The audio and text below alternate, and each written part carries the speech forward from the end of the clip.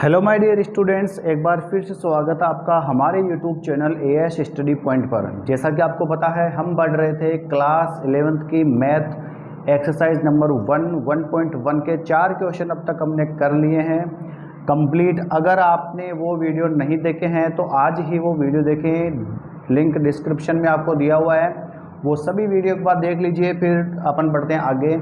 आज हम पढ़ने जा रहे हैं क्वेश्चन नंबर 5, 1.1 का 5वां क्वेश्चन है। देखिए क्या कह रहा है ये, निम्न समुच्चय के सभी अवयवों को सूचीबद्ध कीजिए। कहने का मतलब क्या, देखिए अब तक अपन ने क्या पढ़ा, इससे पहले अपन ने पढ़ा था समुच्चय रूप में लिखना।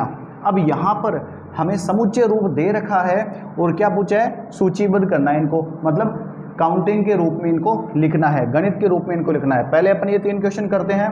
देखिए काफ़ी इजी क्वेश्चन है, बहुत ही इजी एक्सरसाइज है ये, कोई ज़्यादा इसमें हार्ड क्वेश्चन नहीं है। देखिए सीधा क्वेश्चन पे आते हैं बिना टाइम वेस्ट किए। पहला क्वेश्चन क्या बोल रहा है, ए यहाँ पर रोस्टर लगा हुआ है, एक्स सच देट एक्स एक विषम प्राकृत संख्या है। देखिए एक्स का संबंध यहाँ पर क्या दे रखा है कि कोई संख्या एक्स है जो कि क्या है, एक्स एक विषम प्राकृत संख्या है। सबसे पहले आपको ये पता होना चाहिए कि प्राकृत संख्या किसे कहते हैं। प्राकृत संख्या किसे कहते हैं, वह संख्या जो 1 से शुरू होती है और अनंत तक चलती है। केवल 1 से शुरू होगी और कहाँ तक चलेगी, अनंत तक। अब देखिए विषम संख्या क्या होती है, विषम संख्या वह संख्या जिसमें 2 का पूरा भाग नहीं जाता हो, वो होती है विषम संख्या। जैसे कि 1, 3, 5, 7, 9, 11, ठीक है। तो यहाँ पर क्या पूछा है, x एक विषम प्राकृत संख्या है। अब हमें इसकी लिमिट नहीं दी हुई है तो ये आप अनंत तक लिख सकते हो। तो इसका जो आंसर होगा वो क्या हो जाएगा, a बराबर आपके हो जाएगा 1, 3, 5, 7, 9, ऐसे ये डॉट डॉट करके अनंत तक चलता रहेगा। ठीक है, आपको केवल यही बताना था इसमें कि एक विषम प्राकृत संख्या है x। तो इसकी सूची आप कैसे बनाओगे, इसकी सूची बनेगी 1, 3, 5, 7, 9, 11, 13, 15, 17 इस प्रकार से। क्लियर। अब चलो पढ़ते हैं आगे। पहला क्वेश्चन काफ़ी इजी क्वेश्चन था, आई थिंक आपके समझ में आ गया होगा। चलते हैं अगले क्वेश्चन की तरफ। 5वें का दूसरा क्वेश्चन क्या बोल रहा है, देखिए बी, यहाँ पर बी एक समुच्चय दिया हुआ है पूरा, उसमें क्या दे रखा है, एक्स एक पूर्णांक है। अब देखिए पूर्णांक, सबसे पहले आपको इन्हीं शब्दों पर गौर करना है। जैसे कि यहाँ पर रहता प्राकृत संख्या, उसके बाद अपन देखा विषम, तो यहाँ पर क्या है, एक पूर्णांक है। और पूर्णांक में भी क्या है, जो कि -1/2 से तो क्या है, बड़ा, और 9/2 से क्या है, छोटा। ठीक है, सबसे पहले आप मेरे को ये बताइए कि पूर्णांक किसे कहते हैं। पूर्णांक किसे कहते हैं, सबको पता है कि पूर्णांक क्या होता है। पूर्णांक वह होता है, वे सभी संख्याएं जिसमें ऋणात्मक और धनात्मक दोनों को शामिल कर दिया जाए। देखिए यहाँ पर ऋणात्मक दिया हुआ है तो इससे बड़ी संख्या है और 9/2 से छोटी संख्या है x। तो सबसे पहले आपको ये देखना है पूर्णांक क्या होता है, वे सभी संख्याएं जो प्लस में भी हो और माइनस में भी हो, कंप्लीट सारी। अब यहाँ पर हमें देखना है कि जो x का मान है वो 1/2, -1/2 से तो क्या होना चाहिए, बड़ा, मतलब इसको हमें शामिल नहीं करना है। और 9/2 से क्या होना चाहिए, छोटा, मतलब इस 9/2 से ऊपर नहीं बढ़ना है। तो सबसे पहले आप इसकी लिमिट देखिए, 1/2 को हम कैसे लिख सकते हैं, अगर मैं 1 में 2 का भाग दूँ तो आएगा 0.5, तो मैं इसको माइनस लिख सकता हूँ क्योंकि माइनस के है ये। उसके बाद में मैं 9/2 क्या लिख सकता हूँ, मैं 9/2 का मतलब यहाँ पर लिख सकता हूँ 4.5, प्लस में है। कहने का मतलब क्या है, 0.5 को नहीं लेना है, इससे ऊपर की संख्या को ही लेना है। उसके बाद यहाँ पर 4.5 से बड़ी संख्या नहीं लेनी है, इससे छोटी संख्या लेनी है।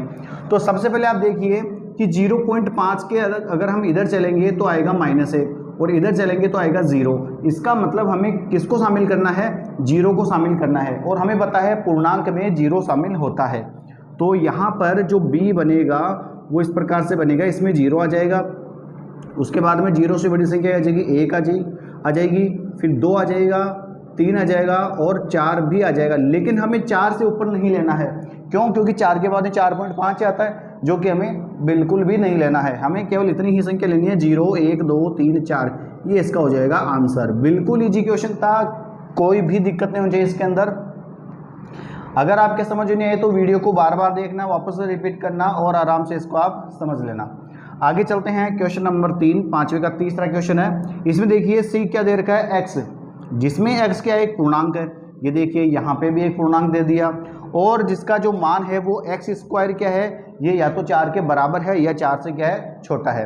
अब देखिए 4 के बराबर हमें लेना है लास्ट, मतलब मान x का ऐसा होना चाहिए जो 4 के बराबर हो सकता है, लेकिन इससे बड़ा नहीं होगा, क्योंकि यहाँ पर लेस देन का साइन है।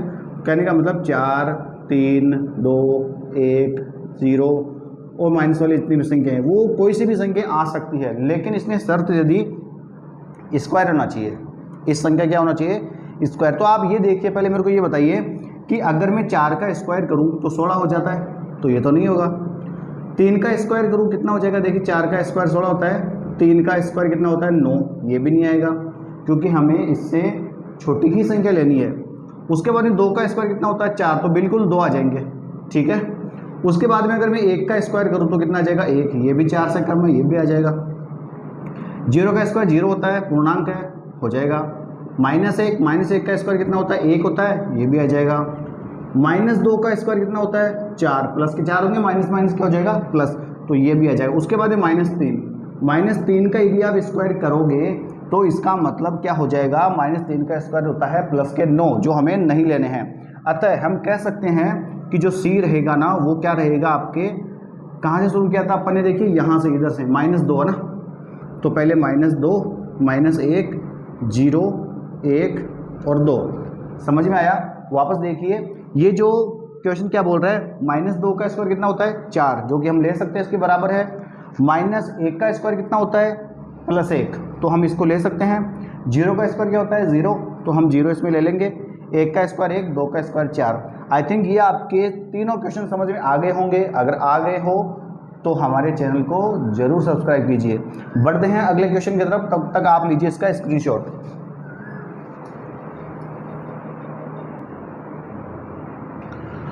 तो स्टूडेंट अब हम आगे बढ़ते हैं, आपने स्क्रीनशॉट ले लिया है, आगे बढ़ते हैं अपन अगले क्वेश्चन की तरफ।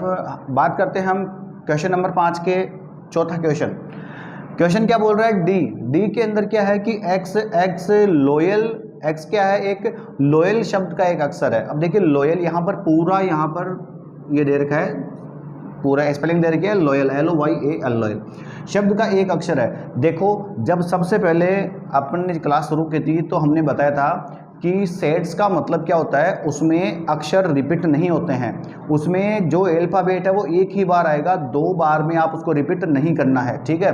क्योंकि सेट कहते किसे हैं, एक सुपरिभाषित संग्रह को ही क्या कहते हैं सेट्स। तो सुपरिभाषित संग्रह का मतलब क्या होता है, एक ही अल्फ़ाबेट को एक बार लेना, ठीक है।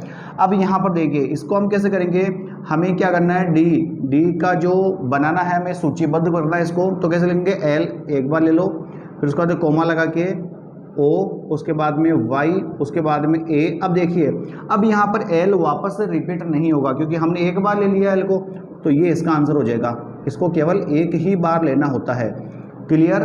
बढ़ते हैं अगले क्वेश्चन की तरफ। E क्या है इसमें, X एक वर्ष का ऐसा महीना है जिसमें 31 दिन नहीं होते हैं। देखिए यहाँ पर ध्यान दीजिएगा, अक्सर स्टूडेंट क्या करते हैं, इस नहीं को ढंग से नहीं पढ़ते हैं या इस पे ज़्यादा ध्यान नहीं देते हैं, तो वो सोचते हैं कि 31 दिन वाले महीने पूछ रहा होगा, जबकि यहाँ पर क्या पूछ रहे हैं, वर्ष का ऐसा महीना जिसमें 31 दिन नहीं होते हो।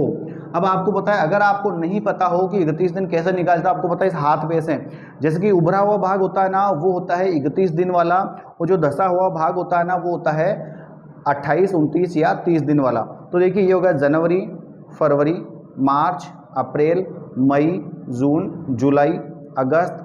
जुलाई और अगस्त हमेशा 31 दिन के होते, ध्यान रखना। सितंबर, अक्टूबर, नवंबर, दिसंबर, ठीक है। अब देखिए हमें क्या लेना है जिसमें 31 दिन नहीं है, तो सबसे पहले हमने क्या देखा, जनवरी के बाद में फरवरी में 31 दिन नहीं होते हैं, तो सबसे पहले आप अपन क्या ले लेंगे, फरवरी के बाद में देखिए मार्च 31 का हो गया, अप्रैल क्या आ गया, ये आ गया आपके 30 दिन का। अप्रैल के बाद में मई वापस ऊपर, तो 31 का हो गया। जून क्या जाएगा, जून। अब देखिए जून के बाद में जुलाई और अगस्त दोनों ही क्या होते हैं, 31 दिन के होते हैं, तो जुलाई अगस्त के बाद में अपन लेंगे सितंबर, क्या लेंगे, सितंबर, ये ले लिया सितंबर। उसके बाद में अक्टूबर, यहाँ गया सितंबर, अक्टूबर, फिर नवंबर नीचे, क्या आ जाएगा, नवंबर, ठीक है। तो ये इसका, क्योंकि बाद में वापस दिसंबर 31 का आ जाता है, फिर जनवरी 31 का आ जाता है, तो ये इसका आंसर हो जाएगा। क्या हो जाएगा? फरवरी, अप्रैल, जून, सितंबर और नवंबर। क्लियर है? अब चलते हैं आगे। क्वेश्चन नंबर 6, पाँचवें का ये छठा क्वेश्चन है। एफ जो एक सेट है उसमें एक्स क्या है? एक्स अंग्रेजी वर्णमाला का एक व्यंजन है जो के से पहले आता है। किससे पहले आता है? के से पहले। देखिए व्यंजन, पहली बात तो आपको ये पता होना चाहिए कि व्यंजन और स्वर में क्या अंतर है। इंग्लिश में क्या होता है? एक तो होता है व्यंजन और एक होता है स्वर। पूरे अल्फ़ाबेट के अंदर एक तो होता है व्यंजन और एक होता है स्वर। ये दोनों मिलाकर कुल कितने होते हैं? 26। इंग्लिश की बात कर रहा हूँ मैं। इसमें 26 होते हैं, जिसमें जो स्वर होते हैं ना वो होता है ए, ई, आई, ओ एंड यू। ठीक है, ये होते हैं इसके स्वर, मतलब वोवेल्स, और बाकी के जो बच गए वो क्या होते हैं? व्यंजन। अब हमें यहाँ पर क्या लेना है? एफ जो रहेगा ना वो क्या रहेगा? व्यंजन। और व्यंजन कहाँ तक के? केवल के तक के से पहले, के को भी शामिल नहीं करना है। तो देखिए सबसे पहले ए को छोड़ दो, बी ले लो, सी, डी, फिर ई को छोड़ दो, एफ, जी, एच, आई को छोड़ दो, जे। ये इसका आंसर हो जाएगा। क्लियर? तो आपके आई थिंक ये समझ में आ गया होगा। अगर आपके ये क्वेश्चन समझ में नहीं आया हो तो वीडियो को वापस देखिए, बार बार इसको देखिए, तो आपको अच्छे समझ में आ जाएगा। अगर फिर भी आपके कोई किसी क्वेश्चन में डाउट रहता है तो आप हमारे इसी वीडियो के नीचे कमेंट बॉक्स में ज़रूर बताएं कि कौन सा क्वेश्चन आपके समझ में नहीं आया। वो क्वेश्चन हम आपको अगले वीडियो में ज़रूर बताएंगे। तब तक के लिए आप हमारे चैनल को सब्सक्राइब कर दीजिए, ज़्यादा से ज़्यादा स्टूडेंट्स के पास में शेयर कर दीजिए और वीडियो को लाइक करना ना भूलें। Thank you so much. Screenshot लीजिए।